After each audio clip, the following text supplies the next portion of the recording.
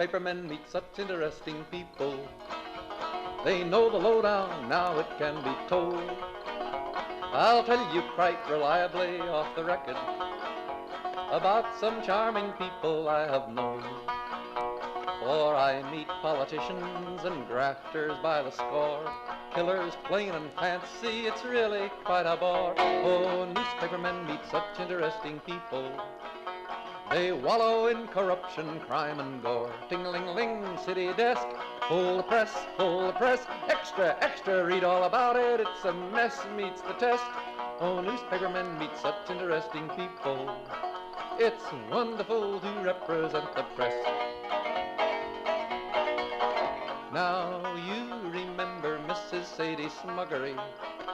She wanted money to buy a new... The Media Project is a half hour of commentary and analysis where we have some folks talking about what's going on in newsrooms and about newsroom decision making. And if I talk really fast, we'll be able to get in all the information that we have this week because we have a lot of great topics. I'm Rex Smith, formerly editor of the Times-Union, now with the Upstate American, which you can read on Substack. Here with my colleagues, would y'all introduce yourselves? Hey, I'm Judy Patrick, and things are just getting more dire every week we're here. Oh, thank you, Debbie Downer Judy. This is Barbara Lombardo, former editor at the Saratogian and the Record, currently an adjunct at UAlbany teaching journalism. That's a good thing to teach. And you, sir? And this is Miles Reed. I'm Daily Gazette editor, and I also oversee all the papers that we publish in the region, in the Hudson Valley, the Mohawk Valley. And I was here a week ago, and it feels like it's been 2 years of politics and news since then. Yeah, that's right. Trump time, dog time, it's a long time. So we have to talk this week about a judge who issued a clearly unconstitutional prior restraint. We have to talk about a newspaper that has lost its backbone.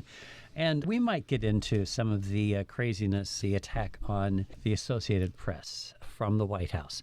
But let's talk about a little-known issue that people who are outside the world of media may not be aware of, and it has to do with Clarksdale, Mississippi. Clarksdale, Mississippi, which is a little community down there where there has been some controversy because the newspaper published an editorial criticizing the city council for acting apparently illegally by having a closed-door meeting, and that editorial prompted a hullabaloo. What happened next? You know how many times I've written that story? Like 100.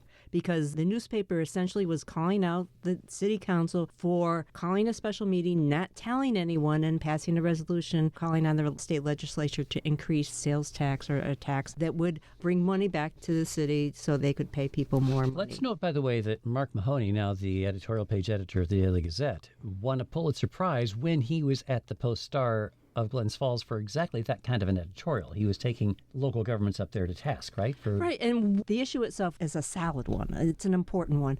But what is most egregious, which made me fall off my chair when I first read this story, was the fact that a judge said you have to take that information down off your website. I actually still found it, and I'm spreading it around as much as I can. Oh, good for you, because I wanted to know what was so egregious in this editorial. Of course, they had taken it down, and I couldn't find it. But we need to be accurate in saying that this is incredible that this even happened at all, but that the judge issued a temporary restraining order so that the case is going to be heard next week. The editor of the paper is fighting this. The owner of the paper is fighting this, so they will get to make their case.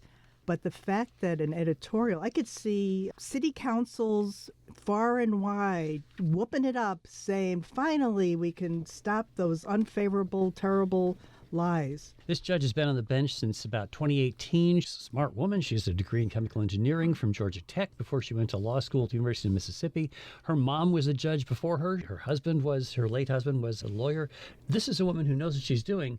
Notwithstanding that, the issue of prior restraint is pretty clearly illegal. Yeah, it's one of those things that all of us growing up in journalism learned that prior restraint really was one of those areas where our judicial system has ruled routinely, saying we're not going to allow an enforcement where somebody has to stop publishing it before it actually happens. We all know that there can be lawsuits, of course, after the fact if there's defamation or alleged defamation, but this is a really distressing step. You brought up, Rex, about Mark Mahoney, my colleague. Just 2 days ago, we had a story in Amsterdam where the school transportation contract, a massive contract, was actually switched from a longtime provider, a local one, Brown, to an outside company that had also bid. but we have not had any access to the actual proposals or any of the contracts. And so Mark Mahoney wrote an editorial, and we had it in all of our papers criticizing the school board, saying you need to release these. And we have submitted some foils. But fortunately, they have not sued us to try to get rid of the editorial. If they do, we will strenuously fight it. And I think that's something maybe our readers don't realize, that this kind of stuff that happened in Mississippi, we get requests all the time from public officials who say, I need you to change that. I need you to take it down. I need you to not do that story. And fortunately, we can resist that as much as possible and be willing to go to court. But this is a terrible trend, and I can't help but think this is part of this national, sort of movement saying, you know what, you don't like what the press is doing? Just sue them, or find some way to remove their teeth. And the fact of the matter is, let's just be clear about what the law allows. Under Supreme Court precedents, under New York Times v. Sullivan and other cases, there is even, in effect, a right to be wrong. It is perfectly permissible. It is constitutional for people in this country to say what they wish, even if they are non-factual, even if they're lies. Look at Donald Trump, who lies routinely and isn't held to account for it. But even ordinary citizens can, something that is their opinion and not be at risk of legal action, except that now we are seeing activated, right, a mindset that let's just go after the media if we don't like what they say. And that this paper was not wrong. They were not given notice of this meeting, and they offered their opinion about that being a bad decision on the part of the city. So they were not wrong. The judge has just decided, and I think the temporary restraining order took the information down. Again, you can find it in their web archives. And it had already been printed. This is a small local newspaper in Mississippi that tends to skew to the right. It covers local government. It does a good job of it. It's all over the place in terms of community events. The problem now is they're going to have to pay a lawyer to fight to get this thing back up and to establish their right to criticize government and to hold them accountable. This is what we do. There's a lot of concerns that are tied to this. You don't want to get sucked into the conversation of whether it was an egregious, whether it was incorrect, what exactly was the content of it. That's something that, as Miles says, could be adjudicated later if somebody said that it was full of falsehoods. But this looked like, from reading about it, that the city hadn't told the press and the rest of the public that there was going to be a meeting, and the editorial criticized them for that. Now the city is saying, well, it was an oversight on the part of their clerk, and they apologized for it. That might be the case, and maybe they'd want to add a line, modify their editorial, and they can say, this might have been a one-shot oversight, but still this is an important thing. We can't slide, but to throw the whole thing out the window. So it's a big enough issue affecting this one little town that it is a national issue.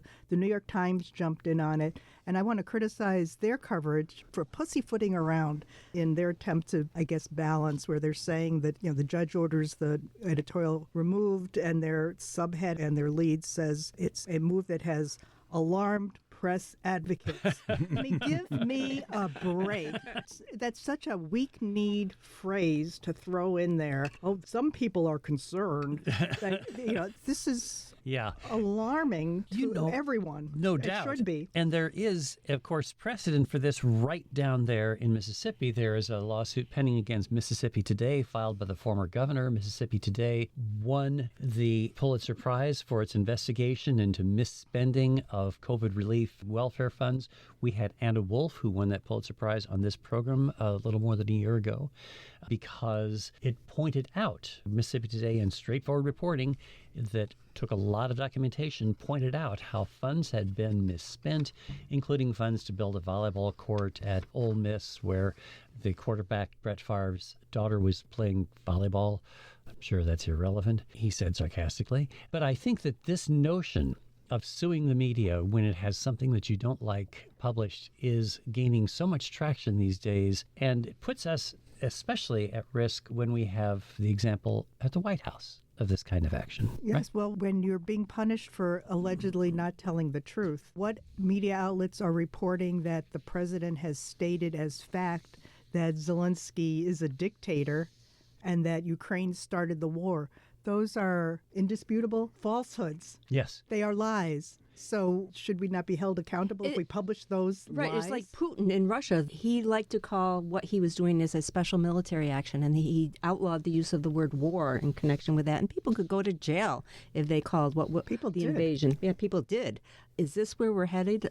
What we have to do is stand up every time. I mean, call it out when we see it, and really lobby in support of free speech and protecting the rights of the press to write, to criticize, to ask the questions, and to probe. So many things are going sideways. Unfortunately, of course, this comes at a time when the public estimation of the media is at a low point.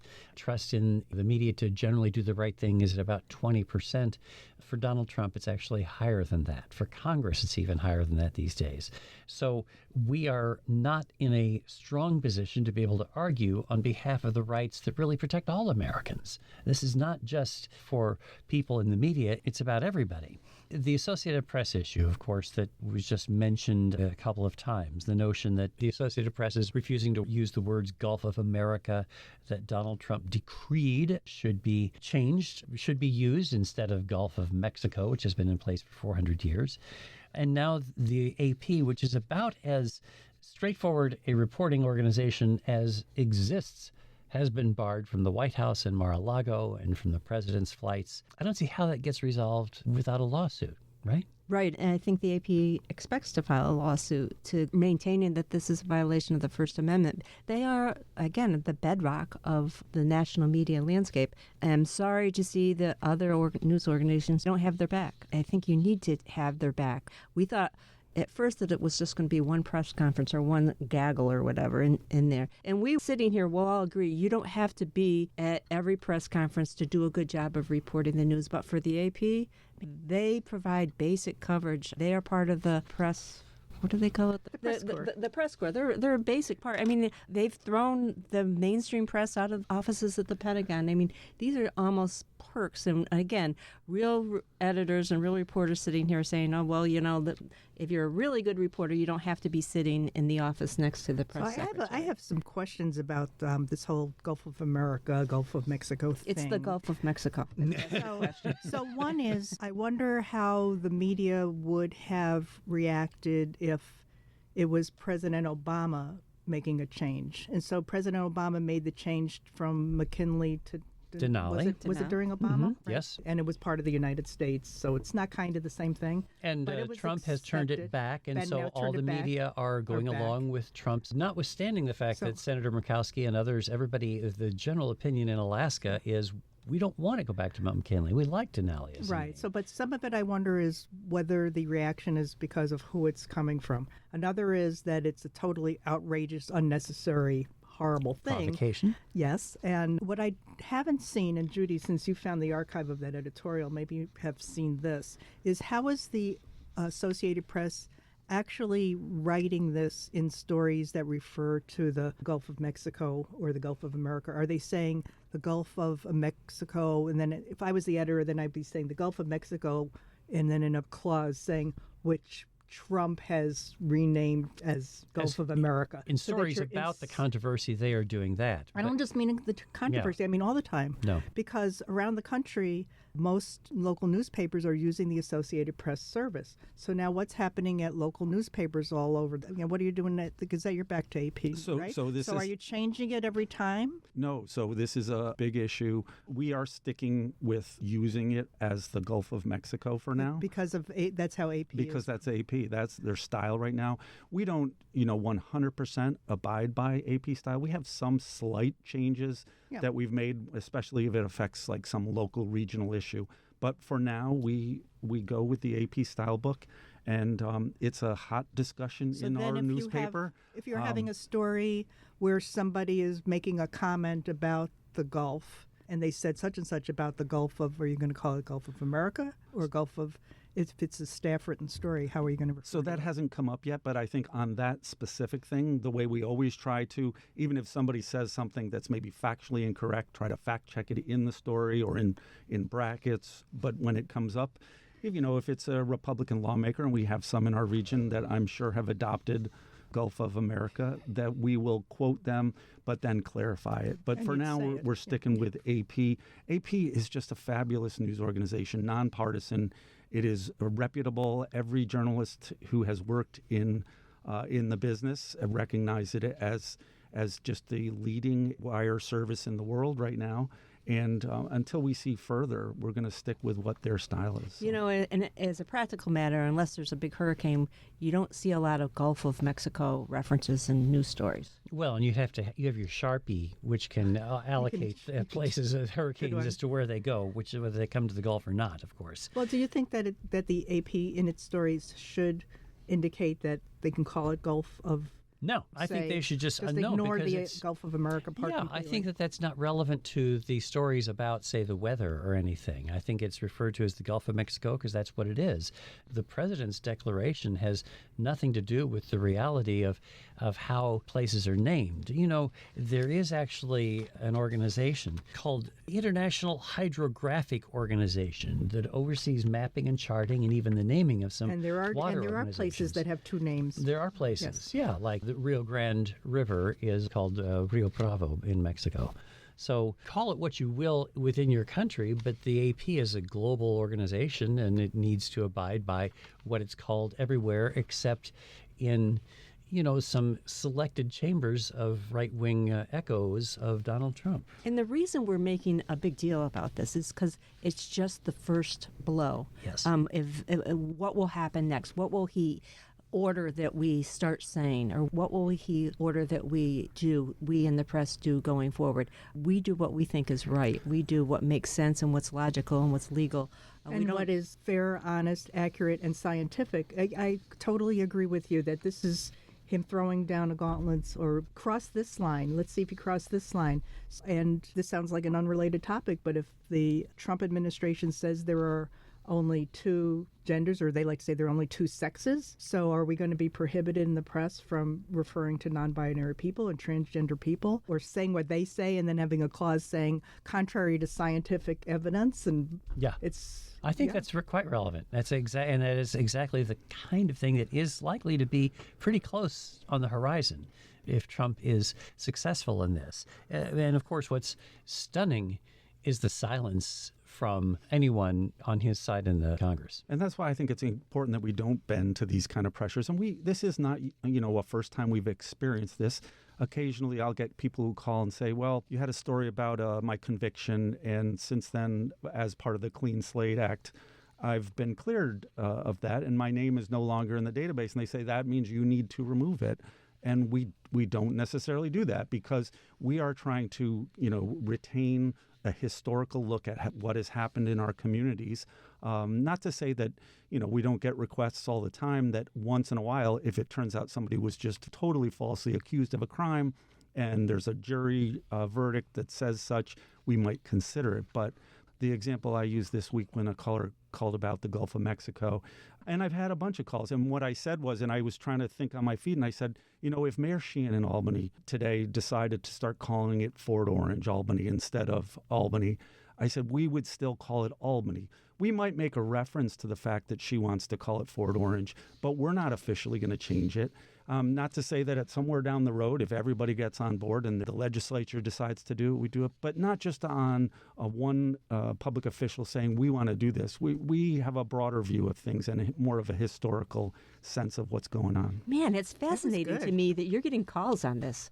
Yeah, it's amazing, and it's interesting because we brought up Mark Mahoney. He sent me a note yesterday, and the note was, the subject of the email was, can I get an extra page for opinion? And then I jumped into it, and he said, we are getting flooded with letters to the editor all about Trump, both sides of it too. And so he points that out.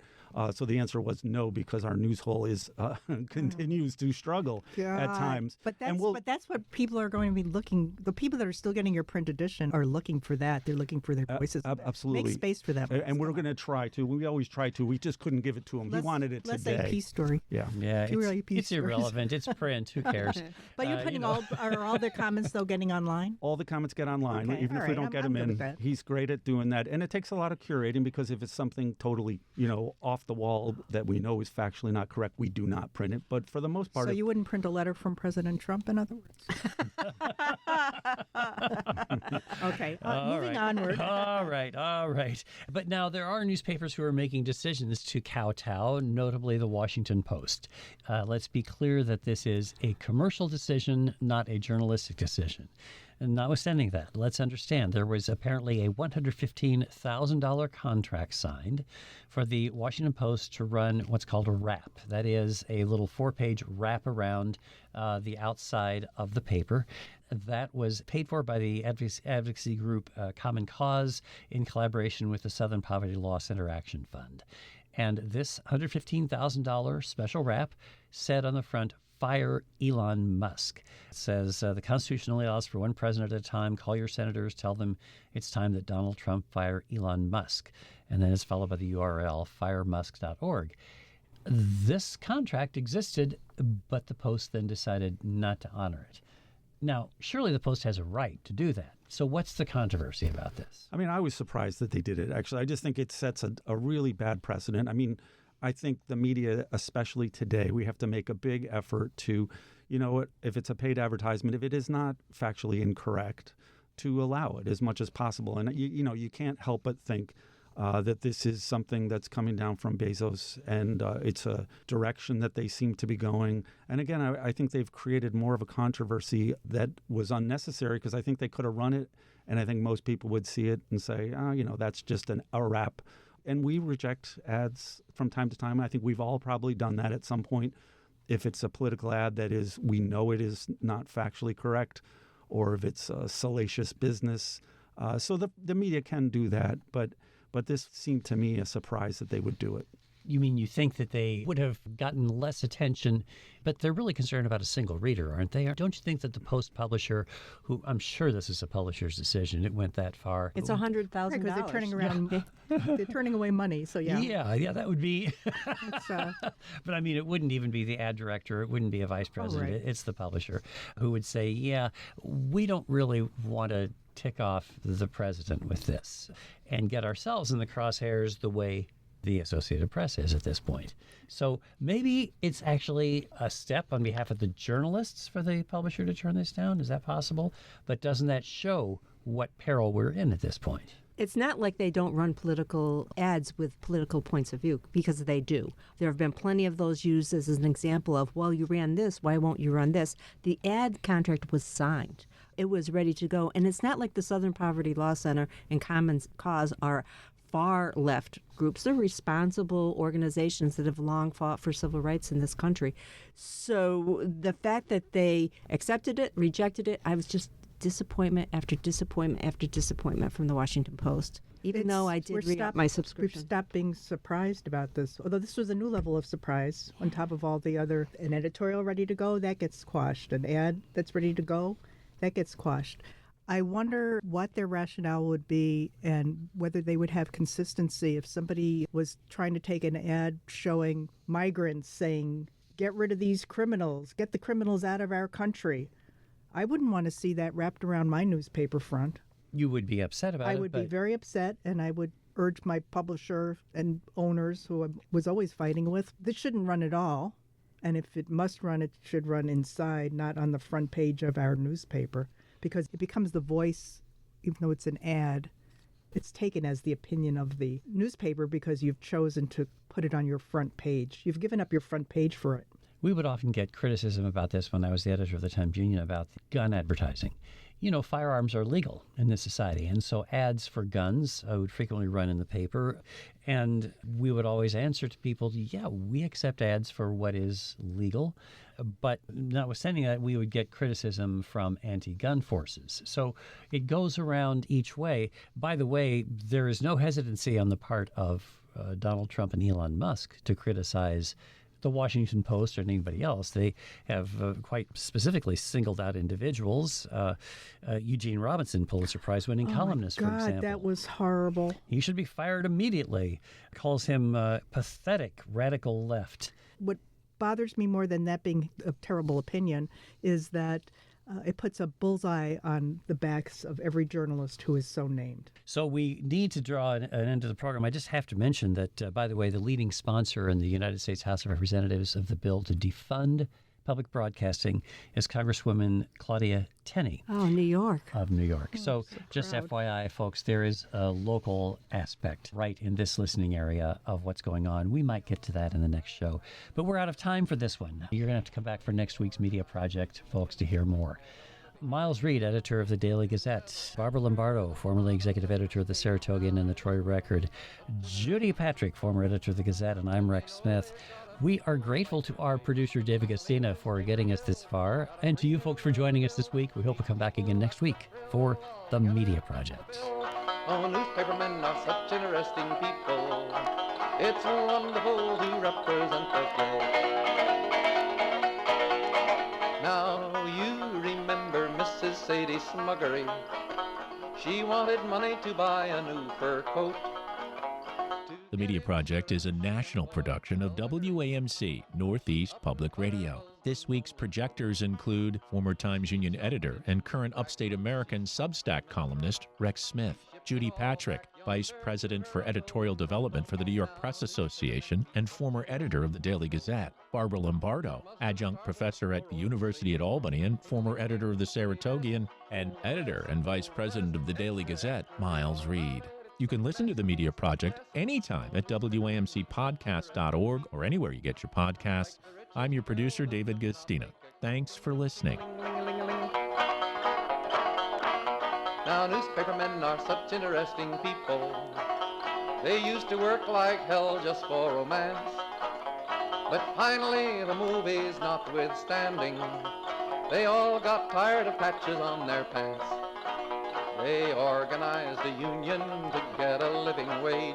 They joined with other actors upon a living stage. Now newspapermen are such interesting people. When they know they've got a people's fight to wage. Ting-a-ling-a-ling, newspaper guild, got a free new world to build. Meet the people, that's a thrill, all together fits the bill. Oh, newspapermen are such interesting people. It's wonderful to represent the guild. Now, publishers are such interesting people. Their policy's an acrobatic thing. They claim to represent the common people.